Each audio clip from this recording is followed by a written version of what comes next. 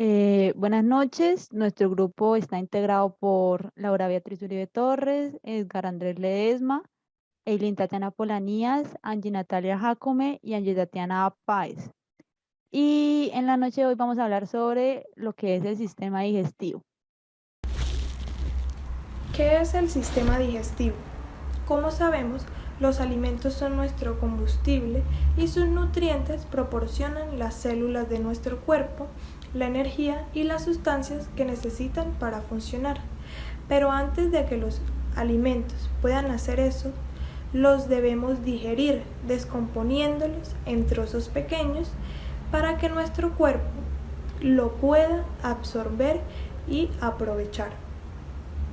El primer paso del proceso digestivo tiene lugar antes de que ni tan siquiera probemos la comida.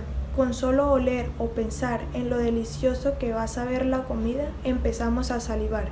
Y el proceso digestivo se iniciará desde el primer bocado. Un sistema digestivo es en forma de tubo donde los alimentos entran por la boca, pasan por un largo tubo y salen del cuerpo en forma de heces a través del ano. A lo largo del camino se descomponen en moléculas diminutas para que el cuerpo pueda absorber los nutrientes que necesita. Las proteínas se deben descomponer en aminoácidos, los alimentos se descomponen en azúcares simples y las grasas se descomponen en ácidos grasos y glicerol. Los residuos que el cuerpo no puede aprovechar son los que salen del cuerpo en forma de heces. A continuación, mis compañeros hablarán de las funciones de los órganos, de los accesorios y de la membrana de protección. Las funciones del sistema digestivo se dividen en cuatro: mecánica o de transporte, química o de segregación, de absorción y de excreción. Entonces, de mecánica y de transporte. Consiste en masticar, insalivar y deglutir, y eso significa que a nivel de la boca se tritura, trocea y corta los alimentos que hacen ingerido, se mezclan con la saliva que segregan las glándulas salivares y se forma el bolo alimenticio.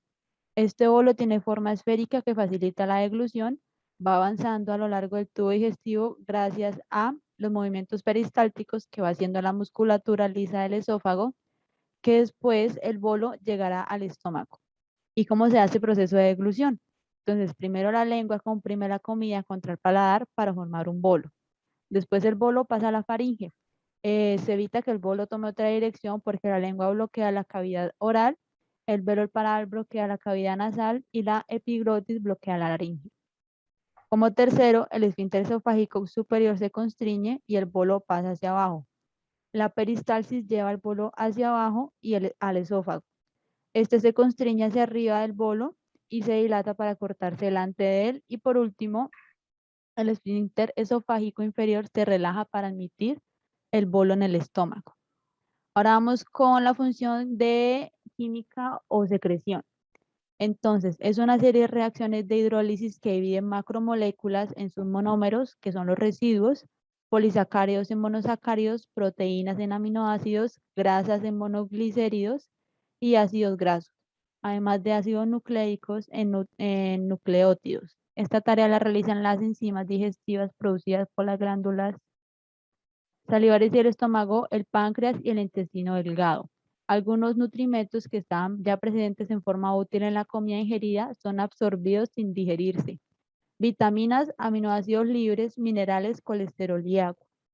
Es debido a los jugos gástricos y que transforma de forma adicional los alimentos, empezando por la saliva y siguiendo por los jugos gástricos que actúan sobre todo en proteínas y forman el quimo, los jugos intestinales como la bilis que procede del hígado y también tenemos los jugos pancreáticos que transforman el quimo en quilo.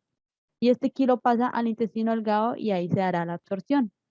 Y como tercero, tenemos la función de absorción que se da gracias a las vellosidades intestinales, de forma que los elementos más simples, es decir, unos nutrientes más simples que proceden de los carbohidratos, de las proteínas y de los lípidos, como los glúcidos, monosacáridos, ácidos grasos y el glicerol, por supuesto también los minerales o vitaminas y agua, estos pasarán a la sangre para llegar a las células. Y finalmente tenemos la función de excreción, la función defecadora, en la que se produce la eliminación de todo lo que sobra que no se puede aprovechar. Y también hay que decir que esto es una función del intestino grueso, pero también tiene algunas funciones de absorción de agua y también tiene una flora bacteriana importante que es capaz de transformar los restos de los alimentos y facilitar su eliminación. Aquí seguiría mi compañera Angie Paz. Los órganos propios: boca, faringe, esófago, estómago, intestino delgado y grueso. La boca es la encargada de hacer que los alimentos pasen hacia el sistema digestivo, porque estos se mueven a través del tracto gastrointestinal cuando una persona come. La laringe: entre los órganos del sistema digestivo destaca la faringe, que la observamos en el cuello y revestida de membrana mucosa. Por la faringe pasan el aire y los alimentos. El esófago, siguiendo el recorrido de los órganos del sistema digestivo, está el esófago, que va de la faringe al estómago. Puede medir sobre 25 centímetros y tiene una estructura formada por 2 capas de músculos. El estómago es un órgano central de este sistema. Consta de varias partes como el fondo, cuerpo, antro y píloro. Dentro de este hay 2 células, las parietales, que secretan el ácido clorhídrico, y las principales u oxínticas, que secretan el pipsinógeno. El intestino delgado comienza en el duodeno y termina en la válvula ileocecal, y su función es la de absorber los nutrientes de los alimentos cuando ya están digeridos. Por último, el intestino grueso o el colon se divide en varias porciones como son el ciego y 3 tipos de colon: ascendente, transverso y descendente. También engloba el recto, que ya es el final del tubo digestivo. Las estructuras principales a lo largo del tubo son boca, faringe, esófago, estómago, duodeno, yeyuno e ilión, colon, recto y ano. Juntos, el duodeno, el yeyuno y el ilión conforman el intestino delgado, y el colon a veces recibe el nombre de intestino grueso. Asociadas con este tubo existen estructuras glandulares, que son invaginaciones de la pared del tubo. Estas glándulas drenan sus secreciones a la luz intestinal. Por ejemplo, las glándulas de Brunner, que segregan grandes cantidades de HCO3 al duodeno. Además, también hay órganos glandulares unidos al tubo a través de conductos por los que drenan secreciones a la luz del mismo. Por ejemplo, las glándulas salivales y el páncreas. La función predominante del intestino delgado es la digestión y la absorción. El tubo digestivo está formado por el tracto alimentario desde la boca hasta el ano, e incluye los órganos glandulares asociados que drenan sus contenidos en el tracto. La función global del tubo digestivo es introducir nutrientes y agua en el torrente circulatorio y eliminar los productos de desecho. La digestión y la absorción requieren la motilidad de pared muscular del tubo digestivo para mover los contenidos a lo largo del mismo y favorecer la mezcla de alimentos con las secreciones. El tubo digestivo también sirve como un importante órgano para la excreción de sustancias. Almacena y excreta sustancias de desecho de los alimentos ingeridos y excreta productos del metabolismo hepático como el colesterol, esteroides y metabolitos de medicamentos. Todos ellos son moléculas liposolubles. Bueno, en cuanto a los órganos accesorios del sistema digestivo, tenemos los dientes, la lengua, las glándulas salivales, el hígado, el páncreas y la vesícula biliar, como vemos en el post. Todos estos órganos accesorios complementan el proceso de la digestión. En cuanto a los dientes, pues estos hacen parte de la cavidad oral y realizan la primera fase del proceso de digestión, que es la masticación. La masticación permite la liberación de enzimas y lubricantes en la boca, lo que, junto con la masticación de los dientes, se promueve la descomposición de los alimentos en trozos o sustancias mucho más pequeñas para que luego se convierta en bolo alimenticio. En cuanto a la lengua, esta ayuda a comprimir la comida contra el paladar para formar el bolo alimenticio, dando paso al proceso de deglución, y cuando este pasa por la faringe, la lengua obstruye el istmo de las fauces para que el bolo no pueda devolverse por la boca. Las glándulas salivales ayudan a lubricar y hidrolizar el bolo alimenticio para que su paso por el tracto digestivo sea mucho más fácil. Encontramos 4 tipos de glándulas salivales: las parótidas, situadas en ambos lados de la cara; las submandibulares, situadas en la mandíbula inferior; las sublinguales, situadas debajo de la lengua; y la glándula de von Ebner en el centro de la lengua. Las glándulas salivales parótidas producen el 90% de la saliva junto con las glándulas salivales submandibulares, y el resto 10% lo producen las glándulas salivales sublinguales. Las parótidas son unas glándulas del tipo cerosas, ya que secretan enzimas que convierten el almidón en monosacáridos, al igual que las glándulas de von Ebner. Las sublinguales son de tipo mucósicas, ya que secretan mucina, y las submaxilares pues son mixtas, son tanto enzimáticas como mucósicas. En cuanto al hígado, es la glándula más grande del cuerpo humano. Se encuentra situado debajo del diafragma y está formado por los hepatocitos, que son las principales células del hígado. Interviene también en la síntesis de proteínas plasmáticas, el metabolismo de grasas, el almacenamiento de hierro y vitaminas como la vitamina A, B12 y la D, pero su función más importante es la secreción de la bilis, que es un líquido digestivo que ayuda al proceso de la digestión.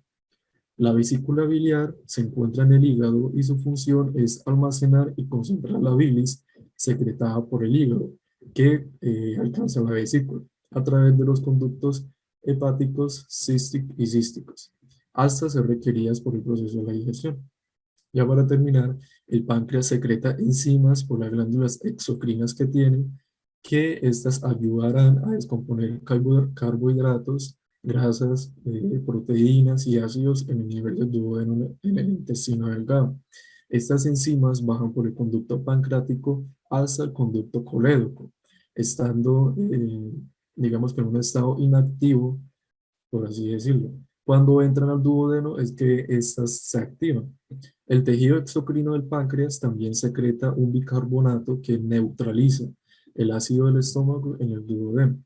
También el páncreas segrega de manera endocrina la insulina y el glucagón, que controlarán los niveles de glucosa en la sangre. Bueno, dentro de las membranas de protección tenemos que existen membranas de protección dentro de los órganos del sistema digestivo. Tenemos el peritoneo, que es una delgada membrana serosa que rodea la cavidad abdominal. Una membrana serosa tapiza una cavidad corporal que no está abierta al exterior y recubre los órganos que se encuentran en el interior de dicha cavidad, y consiste en una fina capa de tejido conjuntivo laxo cubierta por una capa de epitelio plano simple. El peritoneo es la membrana serosa más extensa del organismo, que además de recubrir la pared peritoneal, también recubre los intestinos. Supone un 40–50% de la superficie cutánea. La superficie del peritoneo, llamado mesotelio, está constituida por una monocapa de células mesoteliales con aspecto de mosaico poligonal, en el que afloran microvellosidades. Con microscopio electrónico, estas pueden distinguirse numerosas vesículas, invaginaciones de la membrana celular y los cuerpos lamerales repletos de fosfolípidos destinados a lubricar la superficie. Entre las células hay resquicios intercelulares que dejan pasar con gran facilidad los solutos y líquidos. Existen, además, desmosomas intermesoteliales para reforzar las uniones intercelulares. Estas células descansan sobre una membrana basal, MB, que ofrece poca resistencia y de la membrana que ofrecen poca resistencia al paso de las moléculas de menos de 3000 Daltons. Por debajo del mesotelio y de la membrana basal se halla el intersticio, que constituye una zona laxa entre capilares y el mesotelio, compuesto por redes de moléculas de colágeno, ácido hialurónico y proteoglicanos, entre las que pasa el agua. Hay terminales linfáticos repartidos en el intersticio de toda la cavidad, pero los de la zona subdiafragmática tienen mayor capacidad de absorción por disponer de estomas de 20 milímetros para recuperar el sobrante de fluido peritoneal, células y detritus. Inmersos en el intersticio se hallan los capilares. Los capilares del peritoneo visceral están irrigados por la arteria mesentérica superior y los del parietal por las arterias intercostales, epigástricas y lumbares. El retorno venoso visceral se realiza por la vena porta y el parietal va a la vena cava inferior. Los capilares que participan en el intercambio son los capilares verdaderos y las vénulas postcapilares.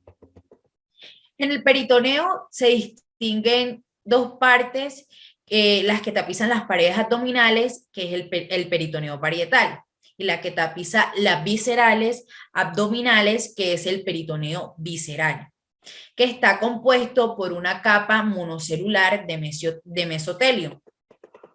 La superficie cavitaria en el ser humano oscila entre 2,8 y 1,78 metros cuadrados.